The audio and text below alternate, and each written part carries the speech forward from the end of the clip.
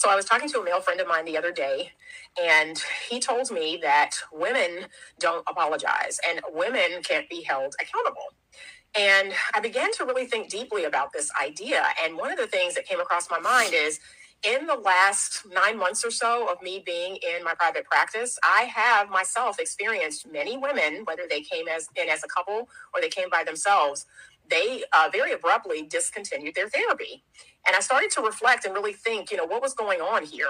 And I noticed that after I had to confront them about something, I had to bring to their attention something they were doing that wasn't contributing to the health of the relationship, they became very defensive and very, just very harsh, and they stopped coming.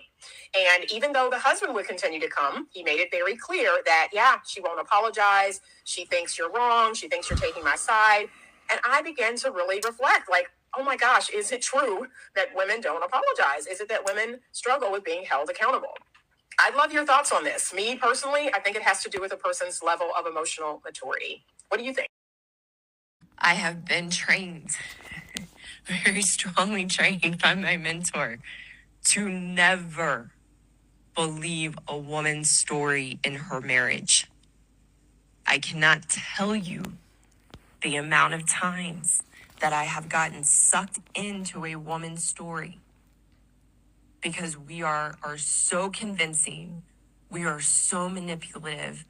We know how to dramatize and exaggerate the circumstances and experiences in the marriage to suck someone in, to feel sorry for us, to validate us in our victim story, and have even really no awareness to question that story from a woman and try to understand, well, what would the husband say, or what's his experience though? What's his side of the story?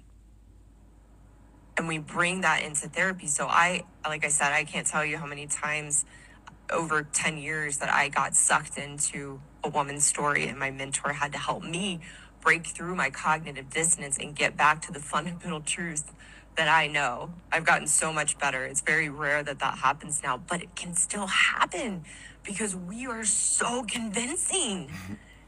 It's just like, it would almost be blasphemy to not believe some of the things a woman says. And oh my gosh, I'm so sorry that's terrible. Maybe he's not a good man. We are so convincing. And I've also had the pleasure over the years where I've worked with a woman. She has a strong story of her husband and how he can be aggressive or controlling and a narcissist. And she paints this story. And then I've had the pleasure to actually meet her husband, because she's tried to, we always want our husbands to change. So it's interesting. Women will convince their husbands to take my men's course, which is interesting because of what I teach men in that course, which is about all our woman ways and how men have to take their power back. But I've met these husbands, and I meet them, and it's like, oh my gosh, I can't believe she has this story of this man, because they're the typical good man, just loves their wife, is caring, is confused about how they're always wrong and can't be right. And when I meet the husband, it doesn't add up at all with the woman's story of him. So therapists are not trained to break through the stories of a woman. And because they're already biased, they already have that gender bias to believe and take on the perceptions of the woman and have that prejudice towards men, they get sucked in. And here's the thing, is that the very same tactics we use as women in a marriage to manipulate our husbands and brainwash them to believe they are the problem are the same manipulative tactics that we use to draw a therapist into our story and get the therapist on our side. We're using the same tactics, and then the therapist gets brainwashed into believing the man is the problem. I've had several female clients over the years who very quickly trusted me because I didn't buy into their stories, and I called them out on it. I have one client in particular, I will never forget my first conversation with her. She reached out to me. She had this big story about her husband. He never pays me any attention. He doesn't validate me. He doesn't even compliment me ever. He never even says I love you. And she had this whole story, but she was also sharing, but I know I have these behaviors and this is how I show up. And is a very high powered woman with a very successful business. And she gets done telling her story. And I knew I had to be totally direct with her to gain her trust, to gain her respect.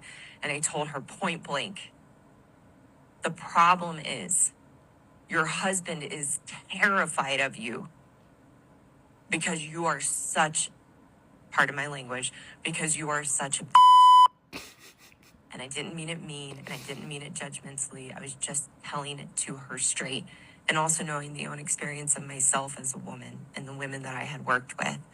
And her jaw dropped open, and I didn't know what was going to come out next.